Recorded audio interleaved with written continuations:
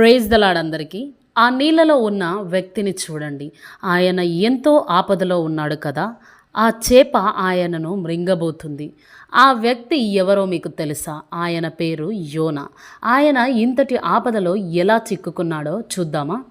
యోనా యెహోవా ప్రవక్త. ఎలీషా చనిపోయిన తరువాత కొంతకాలానికి యెహోవా యోనాతో, నీవు గొప్ప పట్టణమైన నినెవేకు వెళ్ళు, అక్కడి ప్రజలు చెడుతనము చాలా ఎక్కువైపోయింది, దాని గురించి నీవు వాళ్లకు చెప్పాలి అన్నాడు. అయితే యోనాకు అలా వెళ్ళడం ఇష్టం లేదు. కాబట్టి ఆయన నినెవేకు వ్యతిరేక దశలో వెళ్ళే ఓడ ఎక్కాడు. యోనా అలా పారిపోవడాన్ని చూసి యెహోవా సంతోషించలేదు. అందుకే ఆయన గొప్ప పెద్ద తుఫానును కలుగజేశాడు.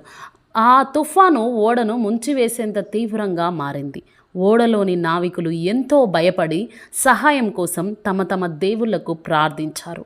నావికులు యోనాను సముద్రంలో పడవేసిన తర్వాత ఓడ ప్రక్కన చూడడం, చివరకు యోనా వాళ్లతో, నేను భూమి ఆకాశములను సృష్టించిన యెహోవా దేవుణ్ణి ఆరాధిస్తాను, యెహోవా చెప్పిన దానిని నేను చెయ్యకుండా పారిపోతున్నాను అని చెప్పాడు.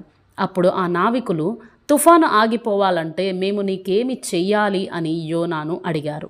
నన్ను సముద్రంలో పడవేయండి, అప్పుడు సముద్రము నిమ్మలిస్తుంది అని యోనా వాళ్లకు చెప్పాడు. కానీ నావికులు అలా చేయడానికి ఇష్టపడలేదు. అయితే తుఫాను అంతకంతకు తీవ్రమవ్వడంతో చివరకు వాళ్ళు యోనాను ఓడలో నుండి కిందకు పడవేశారు. వెంటనే తుఫాను ఆగిపోయింది, సముద్రము నిమ్మలించింది. యోనా నీళ్లలో మునిగిపోతుండగా ఒక పెద్ద చేప ఆయనను మృంగివేసింది. కానీ ఆయన చనిపోలేదు. 3 రోజులు 3 రాత్రులు ఆయన చేప కడుపులోనే ఉన్నాడు. యెహోవా చెప్పిన మాట విని నినెవేకు వెళ్ళనందుకు యోనా చాలా బాధపడ్డాడు. అప్పుడు ఆయన ఏం చేశాడో మీకు తెలుసా? యోనా సహాయం కోసం యెహోవాకు ప్రార్థించాడు.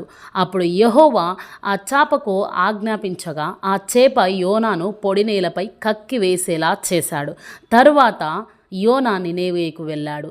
దీన్ని బట్టి మనము తెలుసుకోవాల్సిన విషయం ఏంటంటే, యెహోవా ఏమి చెప్పినా దానిని చేయడం ఎంత ప్రాముఖ్యమో యోనా జీవితాన్ని బట్టి మనము తెలుసుకోవాలి. ఆమేన్.